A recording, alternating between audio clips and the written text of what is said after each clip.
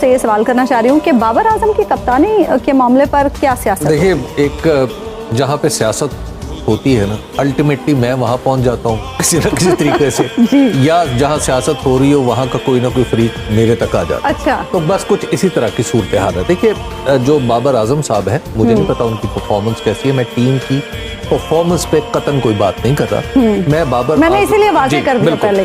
دیکھیے، ہوا یہ تھا کہ جب نجم سیٹھی صاحب پاکستان کرکٹ بورڈ کے باقاعدہ طور پر بنے تھے، چیف ان کے بنے تھے، اس کے چیئرمین بنے تھے، تو نجم سیٹھی صاحب کا خیال یہ تھا کہ بابر اعظم کو کپتان نہیں ہونا چاہیے، اور اس کے لیے انہوں نے ایک بڑے سینئر کھلاڑی سے رابطہ کیا تھا، اور انہوں نے وہ سینئر کھلاڑی جو تھے انہوں نے کہا کہ جناب آپ پہلے تو نا مجھے فوری طور پر پاکستان کے کرکٹ کا انچارج بنائیں، انٹرنل کرکٹ، تو یہ میرے حوالے کر دیں تو سارے کا سارا کام جو ہے میں خود کر لوں۔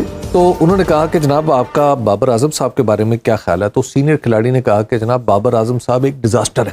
اچھا، انہوں نے کہا کہ بابر اعظم کو صرف اور صرف کپتانی ٹیسٹ میچ کی کرنی چاہیے۔ اچھا، تو وہ ان صاحب نے کہا کہ ٹھیک ہے، اچھا اگر آپ آئیں گے تو کیا آپ بابر اعظم کو ہٹا دیں گے؟ انہوں نے کہا جی ہاں، وہ تو میں ہٹا دوں گا بابر اعظم کو، تو فوری طور پر انہوں نے حامی بھر لی۔ انہوں نے حامی بھر لی۔ پھر 2-4 دن بعد ایسا ہوا کہ انہوں نے دوبارہ ان صاحب نے نجم سیٹھی صاحب کو کال کی۔ اچھا، تو نجم سیٹھی صاحب کو کہا کہ جناب آپ بتائیں کہ مجھے کرکٹ آپ سپرد کر رہے ہیں میرے پاکستان کی یا نہیں؟ انہوں نے کہا کہ جناب آپ ڈیٹیلز طے کرتے ہیں تو پھر ہم کریں گے۔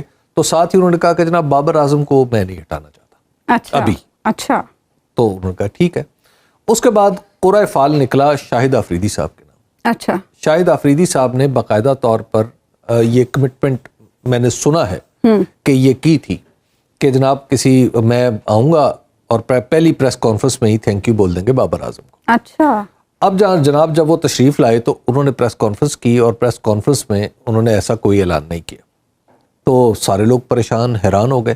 تو پھر بعد میں کیا بات ہے کہ جو بھی حامی بھرتا ہے پھر وہ اس سے مکر جاتا ہے؟ دیکھیے، اس میں جو مجھے پتہ چلا اس میں کچھ ہمارے میڈیا کے دوستوں کا بھی ایک کردار ہے، یعنی کچھ پی سی بی کے جو آفیشلز ہیں وہ میڈیا آؤٹ کرائی سے بھی بہت ڈرتے ہیں۔ اچھا، اور غالباً جو شاہد آفریدی صاحب تھے ان کے بھی پیش نظر یہی بات ہوگی۔